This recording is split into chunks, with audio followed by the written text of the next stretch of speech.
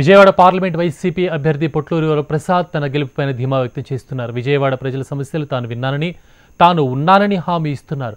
ఓట్లు వేయించుకుని మోసం చేసేవారిని కాకుండా న్యాయం చేసేవారికి పట్టం కట్టాలంటున్న వైసీపీ విజయవాడ పార్లమెంట్ అభ్యర్థి పొట్లూరి ప్రసాద్తో మా ప్రతినిధి సాయి ఫేస్ టు ఫేస్.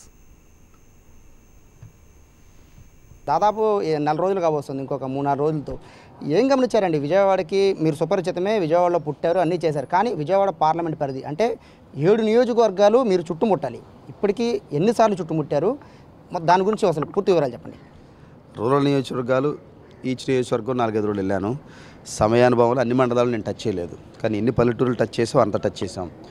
విజయవాడలో ఉన్న 3 అర్బన్ నియోజకవర్గాల్లో ఆల్మోస్ట్ 75% ఆఫ్ వార్డ్స్ తిరిగాను. కానీ విజయవాడ నా ఫోకస్ అంతా బలహీన వర్గాలు ఉండే ప్రాంతాలు, కొండ ప్రాంతాలు బాగా ఎక్స్టెన్సివ్గా తిరిగాను. గత 60 సంవత్సరాలుగా ఏ రాజకీయ నాయకుడు అడుగుబట్టని శ్రీలంక కొండకి వెళ్ళాను, మధ్యకట్ట అంతా నడిచాను, కృష్ణలంక కరకట్ట అంతా తిరిగాను, మాచవరం, మొగలరాజపురం కొండ, గుణదలకొండ అన్నీ తిరిగాను. ఇవన్నీ చూసిన తర్వాత 7 నియోజకవర్గాలు తిరిగిన తర్వాత ఒకటైతే నేను చాలా గ్రేట్ కన్విక్షన్తో చెప్పగలను, కరాఖండిగా చెప్పగలను, ఈ విజయవాడ పార్లమెంట్లో ఎవరో పెద్ద పెద్ద పనులు అడగట్లా. చిన్న 80% ప్రజానికం అడుగుతుంది ఒకటే: తాగునీరు ఇవ్వండి, డ్రైనేజ్ క్లియర్ చేయండి, బయట పవర్ ఇవ్వండి, కొండ ప్రాంతాలు పట్టాలు.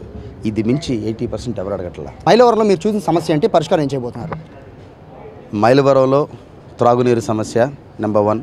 ఇప్పుడు చంద్రగూడెంలో రిజర్వాయర్ కడతన్నారు, కట్టలేదు, అదొకటి చేయాలి ఇమీడియట్గా. అది మైలవరంలో. అలాగే కొండపల్లి ప్రాంతంలో పిల్లలకి అక్కడ డిగ్రీ కాలేజ్ లేదు, ఆ డిగ్రీ కాలేజ్ కట్టాలి అక్కడ. ఆ విజయవాడ దాకా వచ్చి వెళ్ళటం వాళ్ళకి ఇబ్బందిగా ఉంది. అది నేను చూసిన విషయాలు కొన్ని బ్రీఫ్గా.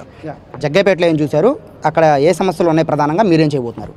జగ్గైపేటకి బిగ్గెస్ట్ ప్రాబ్లం సుబాబులు మినిమం సపోర్ట్ ప్రైస్. దానికి రాజశేఖర రెడ్డి గారి హయాంలోనే 200 రూపాయలు ఉండేది, ఇప్పుడు 18,000 కూడా రావట్లేదు.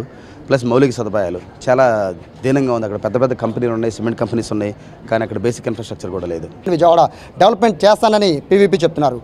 కెమెరా పర్సన్ శ్రేష్ఠతో సాయి, HM టీవీ, విజయవాడ నుండి.